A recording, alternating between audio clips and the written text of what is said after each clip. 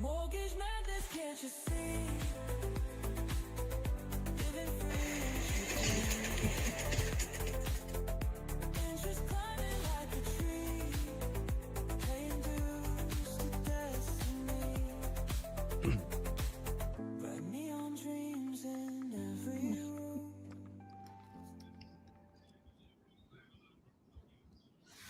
Hello and welcome to season 4 of the Mic'd Up Show, where every mortgage has a story. This is the ultimate hub where the hidden stories behind the mortgage industry come to life. We don't take a Thursday off. This is right near July 4th. I'm Michael Kelleher. And I am Michael Zal. Good morning to y'all. And in every episode, Michael and I dive deep into the entrepreneurial spirit, strategic insights, breakthrough innovations that built the world's greatest mortgage companies. So whether you're advancing your career, scouting for industry leaders, and we have a couple on this show, or exploring opportunities in fintech and prop tech, you're in the right place. So get ready to unlock the story behind every mortgage. Let's dive in. Today we have from Real Fridays, the Trace hostesses. No, I guess that'd be Trace host. I was trying to do the Trace Laches. Is that what it is over there in the Fever? But I couldn't come up with something clever enough. Either way, we only have Unero number one, Brock Cassidy from NewZip here. Brock, I do want to go into the show when we at least have one of your counterparties. But yeah, you came from the thread of Rocket Mortgage. We had Justin Presser on from Prosperity, and he came from Rocket. There is a lot of alumni these days that comes from Rocket.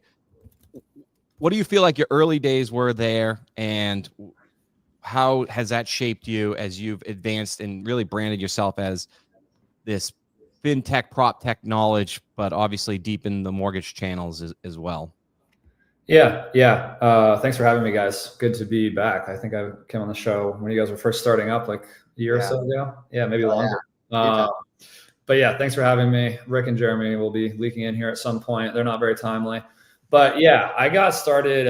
So it's just over 10 years ago now. So in my 11th year in the industry, I just counted because I like to joke. Rick likes to joke about me being new to the industry. So I, keep count when I can tell him certain milestones.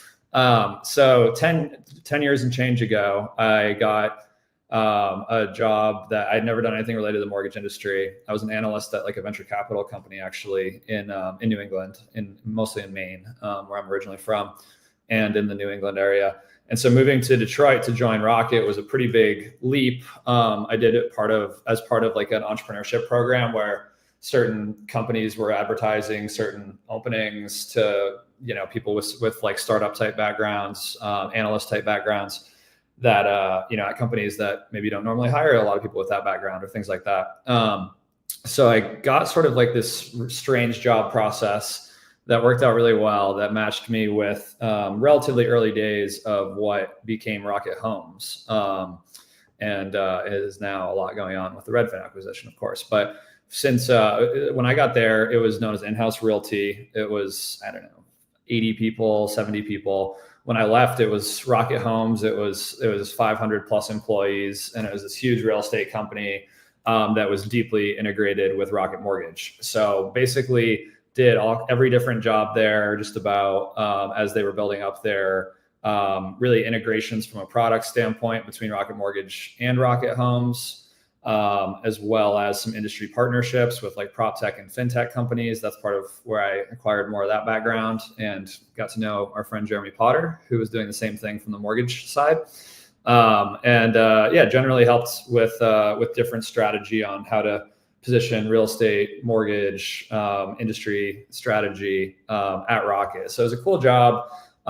There were a lot of different phases of it. At first, it was like really hands-on, like, product analyst type work. And then I ended up being kind of a chief of staff role to the CEO of Rocket Homes at the time, Doug Siebel, who was kind of like board level at Rocket Companies as well. So we did a couple different acquisitions of real estate companies, much smaller than the Redfin one more recently. But I ended up working there about 7 years. And over the course of time, helped a lot of different strategic efforts of industry partnerships, acquisitions, was part of a lot of really cool meetings on things that didn't happen and a lot of things that did happen.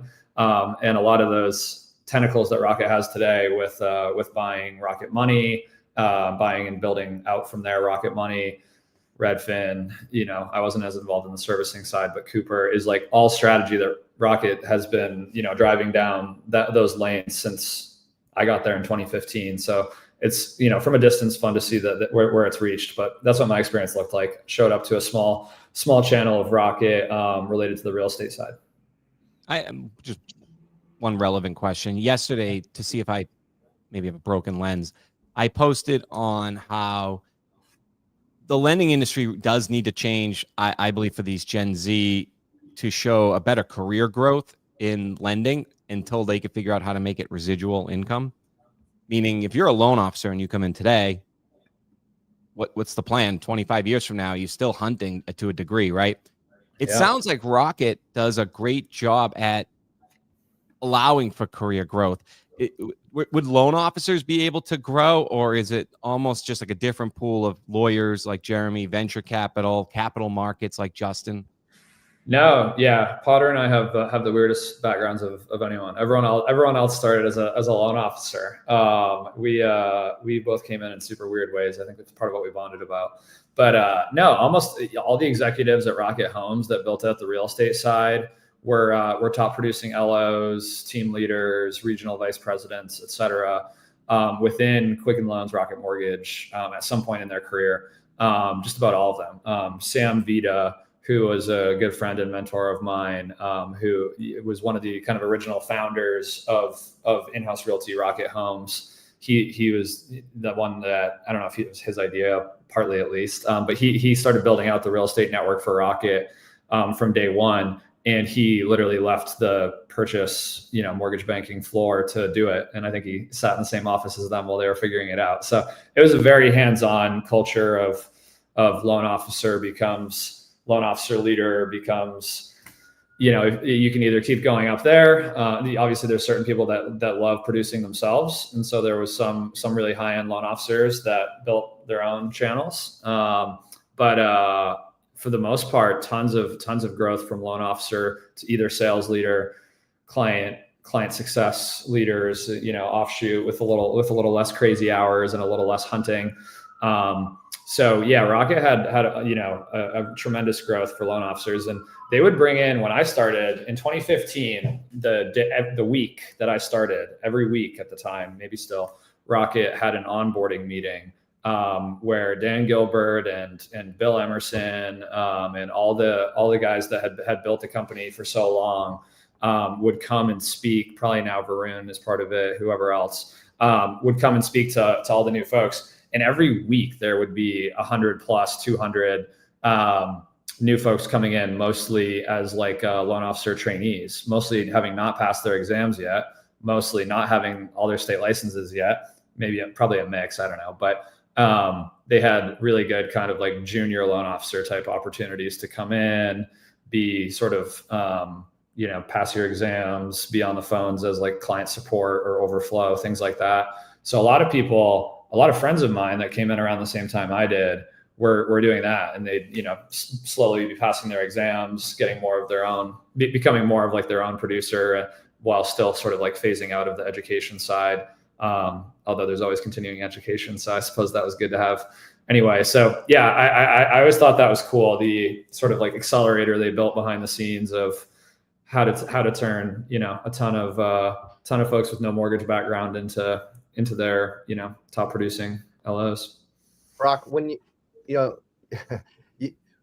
want to go back just a little bit. You said you were chief of staff, right, over at Rocket under the CEO. So that gives you not only the insight of what it's like, to talk to the various components over at Rocket, but also you have a chance to meet the various experienced mortgage originators. If I'm a mortgage originator and I want to be able to listen to you talk about how do I make it, because you've talked to those at the ground level, not even licensed yet, to those who basically have launched independent mortgage banks right now, as well as as well as the leadership over at Rocket Mortgage, giving you some insight, not only from starting a mortgage company, but also taking a company like Rocket to a different level. So if I'm a beginning originator and I want to sit there and go, well, yeah, I want to, my big, hairy, audacious goal is I'm going to get my licenses. I'm going to go do 50 loans a month. I'm just saying. And then I'm going to start my own mortgage company. I'm going to be just like Rocket. And I think that, today's show is about being an industry mouthpiece in weekly shows. And I want to be able to ask you the question, with your background, if we, I think a lot of people, they just listen bits and pieces, but how much continuity, Brock, with all the experience that you gleaned in your experience, how much continuity do you think someone needs to listen to your shows or even our show on a consistent basis to say, okay, these are the shows I need to watch or listen to, and how does someone take it? I mean, is it continuous for 3 weeks, 4 weeks? Or how does someone listen to your shows to glean that from you and from Rick, from Jeremy? I mean, what kind of continuity do you guys have to bring that to an originator? Yeah. I think our show, I think, is a little unique, where to some extent we talk about like news and like deals in the industry and things like that may not affect a day-to-day originator every day, right? So I never I don't really present our show as like something that originators have to listen to or they're going to miss out. We obviously love to have people supporting the show, but I really don't think our show is where you'd start. I think I'd look to listen to people that have done it directly. I had kind of a strange path in this industry. I've never originated myself. But like you guys were mentioning, like Justin Messer came on the show recently, like people like that got trained up at Rocket and now is the CEO somewhere else. Like there are really amazing people to follow in the industry. I got to hang out with him at a conference not too long ago, so I can say with confidence he's a good one. But there's probably a dozen other people that we can think about, or maybe we leave some comments of people I recommend on the show when I have a minute to think about it. But yeah, I would say, a lot of it's figuring out I know Mike, both of you guys have started out producing yourself and built up all different industry careers from there. So to some extent, I think I'm kind of the wrong person to answer that. But what I will say is, having met a ton of, I guess, the best producers in the country, especially in like the CD type model, there's a ton of attention to detail on the data, the numbers. I really do think like there's been a lot of glorification of like the marketing of yourself as a loan officer. I think about the guys that and part of the benefit of being somewhere like Rocket is that you had deal flow and you didn't have to generate your own as much. But I think just becoming a really competent loan officer with as many, licenses as you can, as many designations as you can, as many expertises as you can, to be that trusted advisor is what I saw across all those guys that ended up being licensed maybe in all 50 states and then becoming a leader of a team, and then ultimately building out their own companies maybe, or building out a region. So, I think it's like focusing on your day-to-day craft from the beginning, and the education is a huge part of it. I don't think I'm a great person to supply that actually. So the next question is then how does that translate for NewZip for you guys in your relationships in real estate, in the industry itself? I think originators I don't think they understand how your experience actually translates to how you can help them. Can you give me a little bit of insight with NewZip actually on how you've been able to utilize your experience at Rocket into NewZip and what you guys do, and now how you guys are presenting yourselves thusly? Yeah. I mean, it's a similar story too in a lot of other industries where a few of the largest players have spent billions and billions of dollars on developing these ecosystems, right? Rocket spent over $1 billion on Rocket Money, over $1 billion on Redfin, much more on Cooper. All these things they built internally. Even, building out RocketHomes.com was, I would say, tens to hundreds of millions of dollars in the late 2010s when I was there. So most lenders don't want to do that. Most lenders don't have the ability to do that. As tech accelerates, as the product kind of roadmaps in the industry of both lenders and vendors accelerate in the industry, there's a lot of things that can be done a lot faster and a lot cheaper and a lot better, actually, because there's not all the legacy. Not to say that Rocket's doing it badly, but a lot faster and a lot simpler than how Rocket had to build it, back in the 90s and early 2000s. So we think of NewZip as not so much like an inventor of this model. There's been very relocation companies. There's been JV partnerships for a really long time that connect real estate agents and originators. But we just think and have begun to prove, always still proving. We think that we're just kind of like the newest iteration of the model in terms of the tech, in terms of the data, in terms of our ability to play nice with all our integration partners. We integrate with all kinds of different real estate data providers, mortgage data providers. We've integrated with about every CRM in the industry several times, several ways, LOSs, POSs. So, we just want to supply that connective tissue between whatever a lender's existing tech stack and workflow is, to build out better agent partnerships. So, that's how it works. That's how it works for NewZip.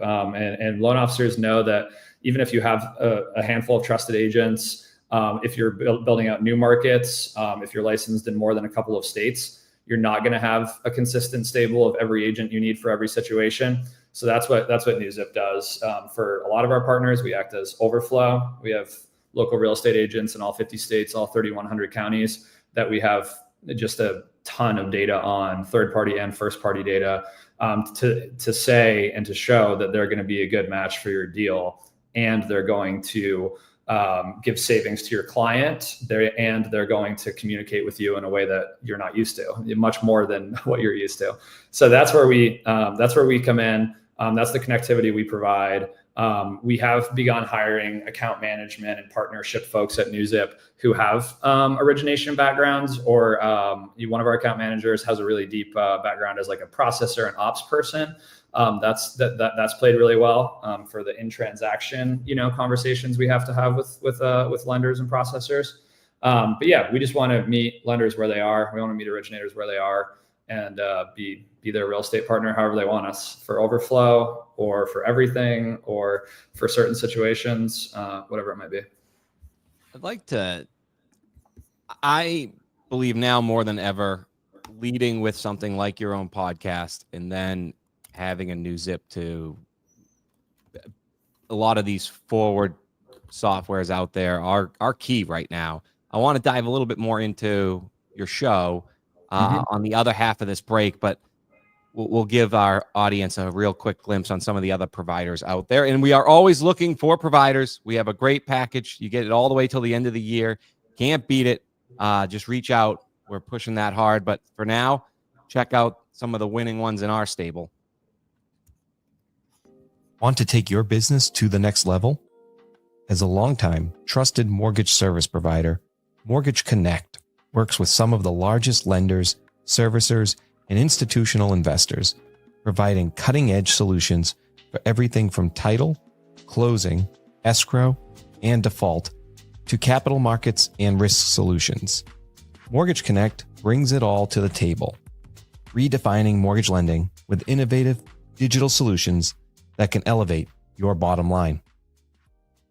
It's time to use AI to revolutionize the way you do marketing in 2025. With ADM Intelligence, we have access to 5,000 consumer data points and proprietary AI technology that helps you understand who is in your database, what's the likelihood of people to do a real estate transaction, and also who they are. So for example, someone who's 50% likely to transact the next 6 months, who's a first-time home buyer, should receive very different content than someone who is, let's say, not as likely to transact, that already owns a home. And of course, our content team will provide you with all of that turnkey out of the box to market to everyone in your database. So to learn more, come find us at ICE. If you're there, we're booth number 327, or go to our website, thinkadm.com. Love to walk you through a custom demo of how AI can supercharge your marketing this year. Where the company can do the configurability. So we have no code on this, so they can go in their settings, they can set it up all the way down to the loan officer if they want to. We also have a customer support team that's assigned to each account. If they want, they can overhaul everything if they wanted to. They have a new product especially dynamic apps. With dynamic apps, we can fit multiple. We can fit the Fannie Freddie loans. We can new construction, one-time close, HELOCs. Whatever those workflows are, they can design that workflow for each individual app. So it's not a static app. And plus two is as they're answering those questions, it'll ask them specifically what they need. So the borrower has everything at their fingertips right then and there. When a question gets answered, certain documents are required.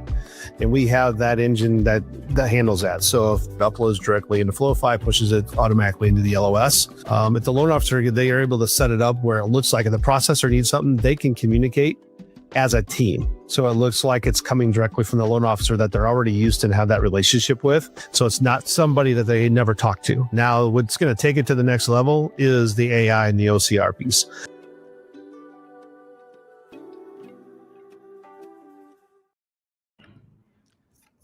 I was saving, thank you again to all of our sponsors. If you're listening, subscribe, like, especially on our audio podcasts. I want to talk about podcasts. So the Real Friday show came out in the same genre as, or I should say the same time period as our show. Mm-hmm. The hard part is getting beyond episode 10. Statistically, I think 97% of people don't go beyond 10, let alone start. What can you take us into the conversation, the text chain, the room where you were at episode 10, 11, 12? What do you think? Which one of you, what chemistry do you have? What do you think got you guys from 10 to 20 and then just kept going? Yeah, from the preamble to us doing this was that we had Jeremy and I should say, did an unrelated podcast for maybe 10, 15 episodes a couple years back. And we thought it was good. We thought it was fine. We lost steam. And we really liked the live format and the interview format that we saw. I think you guys may have started just before us or a few other people as well that we really liked the formats they were doing. So I think Jeremy and I had a conversation about doing something along these lines. I think Jeremy and Rick had a conversation about doing something along these lines and connected us all. Rick and I had worked together for a long period of time doing a really large strategic partnership when I was at my last company, and he was still at New American Funding as the head of partnerships over there. So Rick and I had a really good working relationship, but nothing like what we have after doing the show for a long time. We just been on opposite sides of the table for a bit, and got a huge deal done, and it was fun. But a good guy to work with in the industry. But Jeremy and him have been friends for a decade at least. So Jeremy tied it together, and I think we like that. We like the three heads of it, right? Thing, because we're not as good as you guys at keeping on task, where we have one of us miss it pretty often. We're on the road and doing it live pretty often. Doing it, we joke about Jeremy always doing it from an airport lounge. So we like the flexibility of having three of us. So that if one of us is a little bit unreliable that day for whatever reason, that the other two can pick it up. And we've done a lot of good shows just one-on-one between any two of us. So I think that's fun. And we also liked the angle of it being, Rick is a really decorated mortgage banker, partnerships guy, M&A guy in the industry. And Jeremy and I kind of have these unique paths through the industry that we both saw a lot of scale at Rocket, and we're in like strategy roles there. So Jeremy and I sometimes maybe think too similarly. Rick brings a different perspective, and then my real estate background, Potter's legal background. We think it rounds out to be a cool triad. Yeah, it's look, I watched every single episode for a long time, and I still do on YouTube more than actual live, but I try to get in there live. It is more fun interacting with a live show. We did start before you audio, but you guys started first video. So you could there you go. That's what always confuses people. And it's interesting. We have a different audience on video than we did on audio, but LinkedIn just did not promote audio the way it does video. So we made that pivot. Opportunities have come because of the podcast. For me, I actually had a recruiter reach out about head of sales for 500 loan officers. Could I just run it and motivate it? And the example was they were talking like Rick Rock, like they're looking for somebody like Rick Rock, and what they meant was the show. So Yeah. there is a pathway to perception of thought leadership and having a voice, which is the topic today. Do you think that voice, we think that our voice comes actually from our guests. That's actually one of the pivots we made. Cool. Where do you think your voice comes from? Yeah. We only have guests on probably a third of our shows. That's, again, part of the nature of there being three of us is sometimes we treat one of us like a guest and the other two like the interviewers. So I'd say it comes from that blended background where Rick, Jeremy, and myself have each kind of done business with one another, respect each other in the industry, see each other's places in the industry, but they're all very different. So we liked that. Again, I said it a second ago. I think like Jeremy and I did a show and it was like fun for us, probably not for that wide of an audience. And so I really like bringing in and Rick, Rick's positions it this way a lot as him being like the experienced mortgage, industry exec across so many top 10 lenders and top 20 lenders. So I think he really rounds out Potter and I's kind of like desire to talk more about innovation, desire to talk more about the tech side, desire to talk more about like the partnership based stuff. So I think it's a mix of the three of us. We've had some incredible guests and we want to get better at hosting guests, but I would say that the core voice is from the three of us. It's not like per se always an interview format. From a loan officer perspective or a real estate agent, because you work with both. Yeah. What do you think should be their guest profile? And do you think it should change over time? Their guest profile? What do you mean? Exactly. So in the beginning, we were doing hot topics of the week. So our guests were trying to just be thought leaders in this space. We've pivoted more for lasting power of our podcast. For all those listeners out there who've been listening, thank you. It's probably 150th episode. You guys have great sponsors, by the way. I was listening to that role. Those are all companies I really like. Thank you. And we help them with the video. So, and we're looking for more. It's a pretty good deal. Shout out. Now we've pivoted to where we want to hear the story so it has lasting power behind the leaders in mortgage. I guess I'll give you an example. If I was a loan officer, I would use one of the intelligence tools. Since none sponsor us, and everybody's so nice, I won't throw one out. I'd find the top real estate agents. I would get them on, and I would start with just their story in their town. How did they get to this town? What do they think of this town? What's their favorite street in this town? That's where I would go. But like, what do you guys look at when you're looking at an ideal guest? Maybe when you first started, and what are you thinking going forward? Yeah. We've had a lot of different types of folks on, but yeah, in terms I trailed a little bit there. I guess I should say, if you were giving advice to a realtor or a loan officer, what type of guests do you think they should have? Yeah, I think it's twofold, right? I think it's like if I'm a retail loan officer particularly, or focused in a certain region as a loan officer, and certainly if I'm a real estate agent, by definition, you're going to be very focused in an area. Not a lot of like consumer direct national agents. There's a couple, but I would go really geographically specific. I have a guy I consider a friend, industry connection, but friend as well in Maine, who I think does a really good job doing a mix of Maine content and real estate content, Christopher Davis. And he, I think, has been a good example of someone that like really leans into showing interesting content about the area, but also he gets the deals there because of it. So I think I would go super regionally specific if I'm in that seat, and I would try to get on the local shows, the local radio. I know like Jason Mitchell, who's the #1 realtor team lead in the country, and is someone I've worked with in the past. He's not affiliated with NewsIt, but someone I've worked with in the past. Always talks about how he got his start on an Arizona radio show, giving like real estate updates. He's literally the #1, realtor team in America now. So I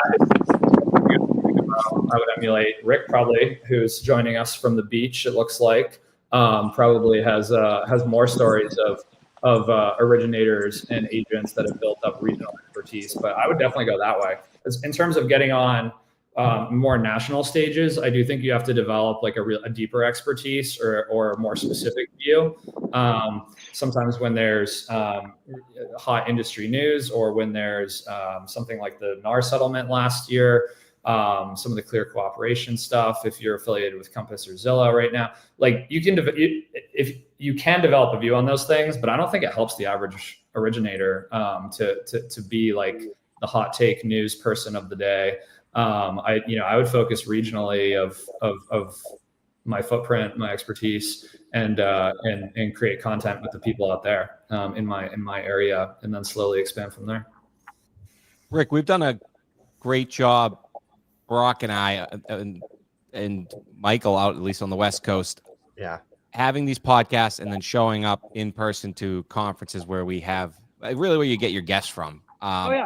You've been able to actually parlay it into, you were already speaking, but more speaking opportunities.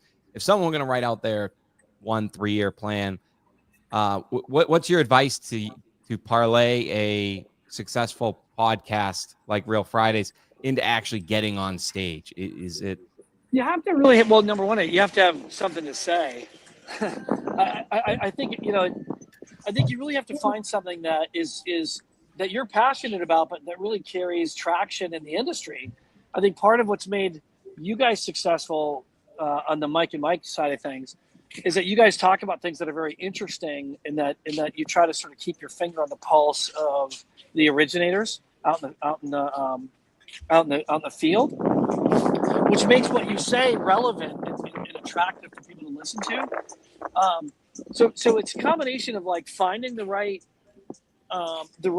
message, and then also sort of being passionate about it, because you can't put the work that you guys have put into what you guys are doing without having a lot of passion, because it requires that there's a lot of off camera and off like show work, creative work and design work and planning and messaging and trying to figure it out. That's kind of where on the Real Fridays podcast, like we aren't as sophisticated as you guys are. I wish we were, quite frankly, but I wish we didn't have the post video, like the video, like the post creation or the post production after we record a show. And we really need to do that, I think, to really sharpen what it is that we're doing. But that would be one thing that we would just need to do, but I think we've been reasonably successful because of our consistency. We're relevant. We apply our I think our experience and provide to add commentary that tries to be as raw and unfiltered as possible.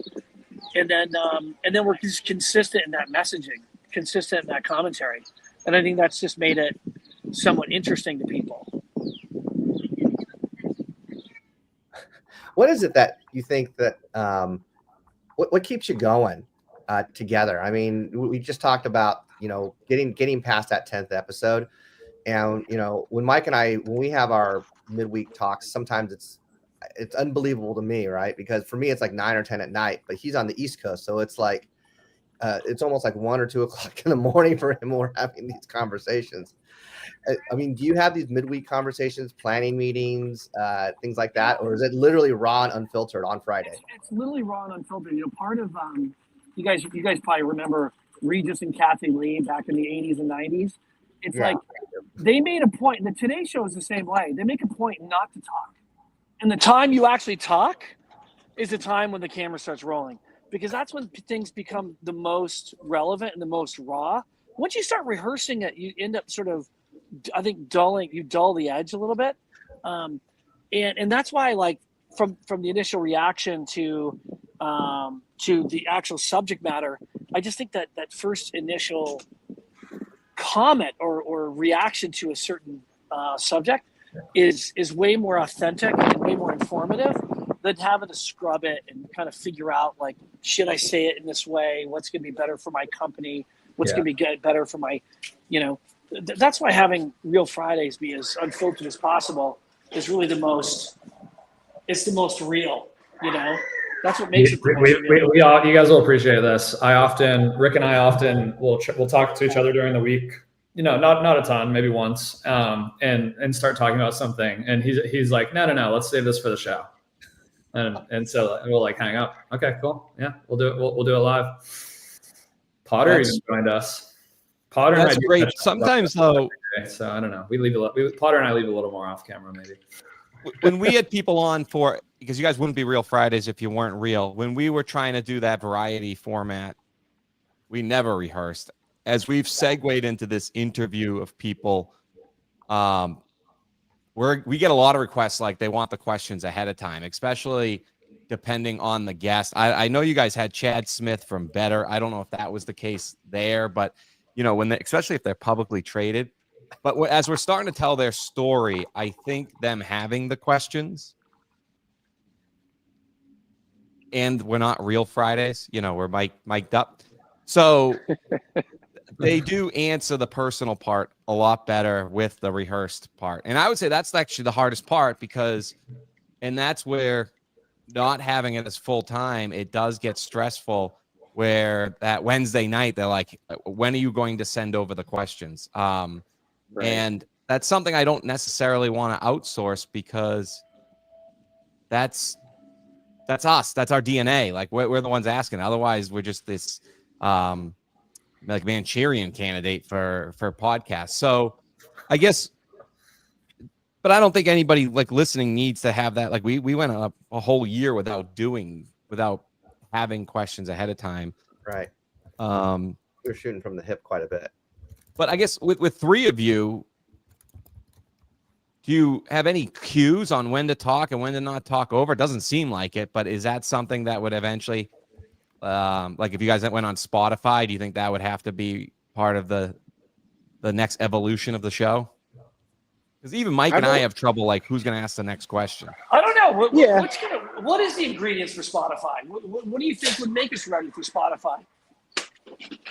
I think you would want to have that down if you were getting like $38 million and had 100,000 listeners. Like, I don't know. That's where Mike and I kind of struggle. We don't know who's going to actually ask the next question sometimes. And we have no idea. But I think the thing that I always think about with Real Fridays is, can you make our work entertaining? I think what you guys do on Mic'd Up is, whether you prepare it or shoot from the hip, as Michael was saying, either way, I think you're going for insights, and I think you're going for things that you wouldn't hear anywhere else but for the conversation you're having. I think the thing I'm going for with Real Fridays, and I can't speak for the other guys, but for me, is to just add a little entertainment value to what we do. We laugh a lot and we joke a lot when we're all together off camera or in a event or working together, and sometimes that doesn't translate enough to podcasts, in my opinion. And I wanted just one of these shows a week to be one where we could actually kind of be more informal and joke around. So I don't know that it lends itself to more of the scripting, because I kind of like the more like casual, irreverent, informal for that show in particular, for Real Fridays in particular. Because I think it's helpful to have at least something you can kind of laugh at or make fun of each other. What was that show that Jimmy Kimmel did? Man Show? It was the beer. The Man Show. Yeah. We're like, I don't want to say we're the Man Show, because that would not be quite as inclusive. I kind of thought the Pat McAfee show of mortgage is how I always thought of it, but Man Show's fine too, I guess. Yeah, the McAfee show is a good one. Because we sometimes, Mike, you've come on a bunch of times randomly for half the show. We invite our friends to pop on if they have something to say in the live comments. And so I think we try to keep it kind of open format. Kelleher can be our Aaron Rodgers. He can come on and say whatever he wants to say. Some crazy stuff he doesn't want to say on his own show. Yeah, exactly. How have you guys seen the conferences change since Real Fridays have come out? And what number episode, talk about consistency, what number episode do you think it really started to change? Good question. I think we needed to get at least 2 months, 10, maybe 10 episodes, 2.5 months kind of under our belts. And then we started to get really comfortable. Then I think there were times where I got too comfortable, which is fine. Showing up whenever, walking around a beach house in a hat, like some people might be doing. And then, Mike, I don't know what your experience is with Mic'd Up. I think a lot of people see us do the show each week, but I don't know how many people listen to 80-90% of the minutes each week, right? So they know we're doing it, they see it posted, but I think the conferences we get a lot of credit. Like, oh, I saw you guys. Oh, I know you guys. Oh, I see.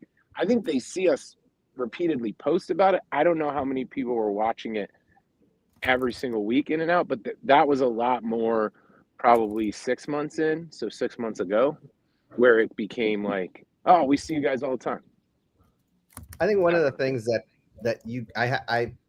I've seen in some of the commentary for your guys' show, and I think we need to do it more on our show, is putting in like placeholders. Like one of our guests, like sometimes I've seen our guests say things, I'm like, oh, that's really good. I got to retype that one because I want to go back to the show, re-listen to that part because of what I typed out, and then go listen to it again. And I've done the same thing when listening to your Real Friday show. Is sometimes I'll see a comment, I'm like, oh, I want to fast forward to that remark and listen to that part for maybe 5, 10, 15 minutes. I think if we did more of that, more reviews would come on, more re-listens would come on, especially if those placeholders were put there. Kind of like when I used to open up my cassette tapes, when I had cassettes back in the day, and there'd be a list of like, oh, I want to go to like Mark 428 or I want to go to like 1015 or 2038 or something like that. I think if we had more of those placeholders on our show, we might get a little bit more listens. We just haven't done that. I think pulling those out and making those, the one thing that we don't have, I don't think, time or expertise for too, is snippets of those, Michael, where you can bring back a show 2-3 weeks later or even like months later and just play that 30 seconds, 90 seconds, 2 minutes, whatever it is that you said. I think that can also be really effective because those sound bites do land and sometimes people hear them differently a month later or something. Yeah. I mean, I do think that if we cut up our show into reels, so that the more salient points are able to be more the representation of the show, so that way people don't have to sit through a whole show. They can pretty much see the most important points that were made. I think that might draw people in to go deeper into the show itself. Yeah. Yeah. Going back to the original question that I don't think I answered at all about like whether conferences and showing up in person look different after the show. Yeah, I think it did. I think, yeah, maybe it was 10 episodes in, maybe it was 30 episodes in. I don't know. It's probably been a slow roll of a slow linear build. But yeah, I had a really funny one. I was at the Lending Tree Summit, which is a small specialty event with a really senior audience. I had 2 different CEOs, one from a partner of NewsZips and one from not a partner of NewsZips. Both ask about either coming on the show or just to say they listen to the show. And he's like, hey, I didn't know that CEOs of these really large lenders that are so happen for NewsZip to be the target audience, but I'm sure plenty that aren't are listening. So I think there's a lot more just recognition. I think the first conversation's a lot easier. I think the people planning the conferences seem to know us better. We have more at bats to be invited to the invite only things, things like that aren't the most important thing at the conference. You can do it just fine without it, but it makes everything easier. A couple steps easier, I think. Yeah, absolutely. And so the purpose of this, as we hit it home here, our listeners in the lending industry focusing on how to remain relevant against the portals, right? I think one thing the portals can't do is create these podcasts and video casts. And just starting is obviously the hard part. Getting through the 10 episode we talked about some frustrations of wishing we could do more and who to partner with. But anything you guys want to touch on, Rick or Jeremy, coming in late on who to partner with, how to choose the right guests to bring in more business to how you could do that moving, any advice that you would give? Because I think that's now, it's one of those things after you do it, you realize, boy, I wish I could tell everybody back then, like they would love to be at this place a year later. It's unlocked so much. Yeah.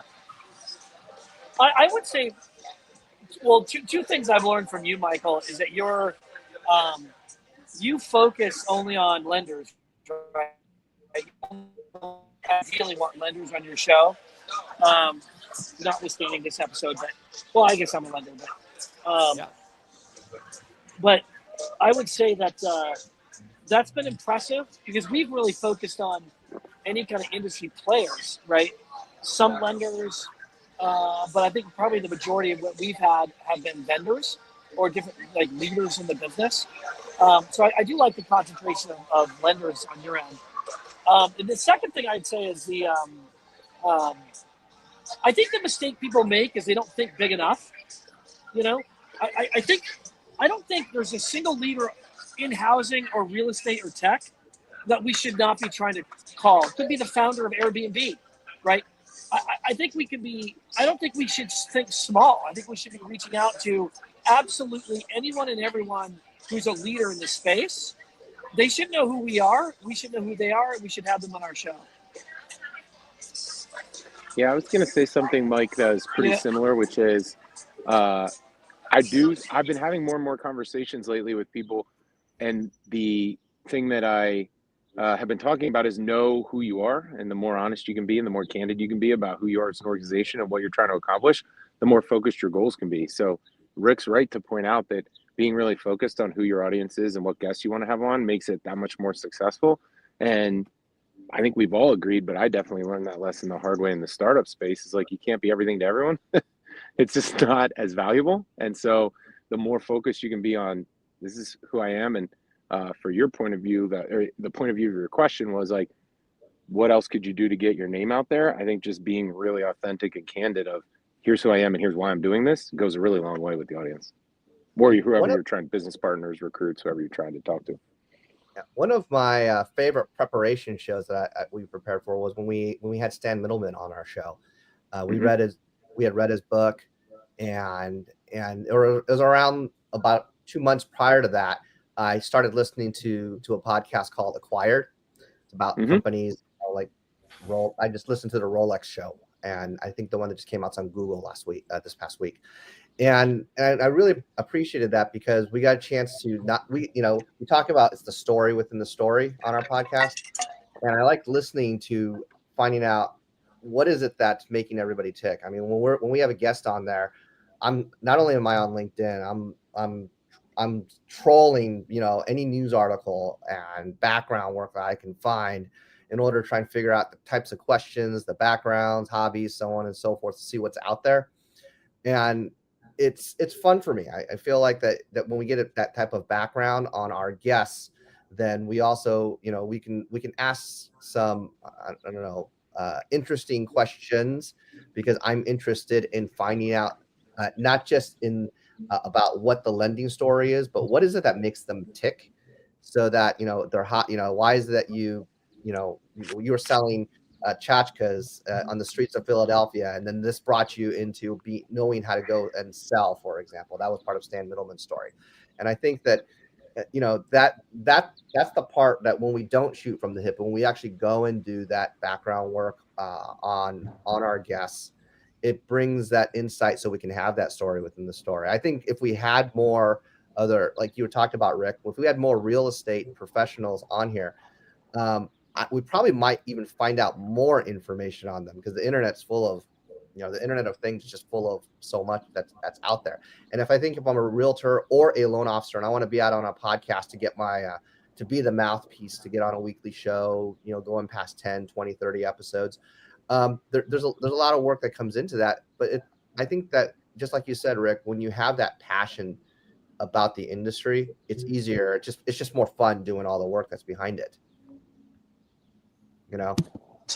I agree. I sorry for the background noise too, but I would say that like I've had the idea of trying to interview like the number one realtor in every state in the country and have 50 interviews, 50 realtors, and to talk about what makes them unique and special, and also what's the common theme across all 50 of the top realtors in the United States, or talking to the number one loan officer in every company in the country and asking them the same kind of questions.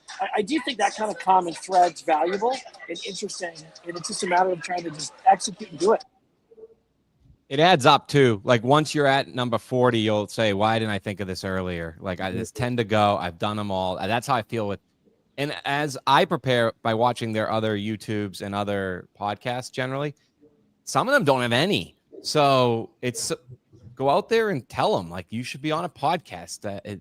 They should be jumping on it no matter who you are. Like work hard at it. Figure out why a lot of these leaders don't have any. Any final thoughts, Brock, Jeremy? It's July 3rd. I'm going to take us home here, but I just wanted to see if you guys had any thoughts for, I think, just the industry in general on how podcasts and videocast can do things that Rocket and Lower and others maybe buying portals can't do. Yeah, I think so thank you for having us on and really great to see you, talk to you as well. Hope you have a great long weekend.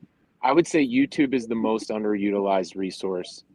YouTube is the most underutilized resource in the industry. If you look right now at Rocket Mortgage on YouTube, I will bet you it's 22,000 subscribers. That is a huge weak spot that you, as a competitor to them, as a competitor to a portal, wanting to be authentic and reach people in new and different ways, making creative content is where the search is going. SEO in the future will be on video.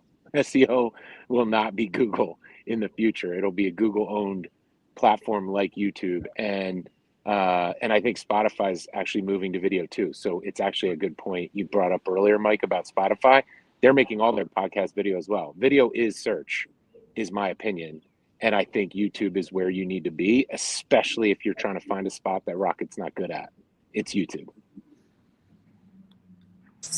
Yeah, I agree with that. I'll just dovetail that in my concluding comments. The number one VA realtor or loan officer in the country that Greg Scherer interviewed, who works for Guaranteed Rate, she gets 100% of her leads from YouTube. She's got 500,000 subscribers, and she gets 100% of her leads from YouTube. Consumer-based, VA-driven leads on YouTube. She doesn't network with a single realtor at all. 100% from consumers. So it's an incredible opportunity in YouTube that we don't take advantage of, that we should. And I'm hoping to, as we expand the concept of video sort of engagement with consumers and consumer engagement with professionals of any type. So great point, Jeremy. And happy 4th of July to all you guys. This is good stuff, man. I love it.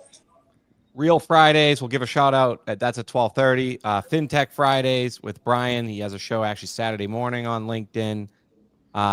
Brock, final thoughts here before we hit our outro.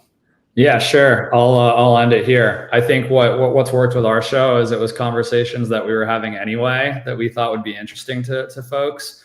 We've kept it as authentic as possible, and I encourage people to do that when they go on the show. You don't have to sound like Brian View. You don't have to sound like Greg Scherer. They've got their own shows. Everyone should develop something that's makes sense for them and their audience. And so that's where we started, and that's where we can finish. That's great. Tell your story, people. Michael and I thank you for joining us here on a journey into the heart of mortgage innovation. So remember, every mortgage has a story, and we're here to help you write yours. If you enjoyed today's insights, today's guests, Rick, Jeremy, Brock, please subscribe to our show. Share it with your network. Again, Real Fridays on 12:30. You can also find it on YouTube. Subscribe to them as well, and connect with all of us on social media. Until next time, keep pushing the boundaries and uncovering the stories that drive our industry forward. Thank you, Betty.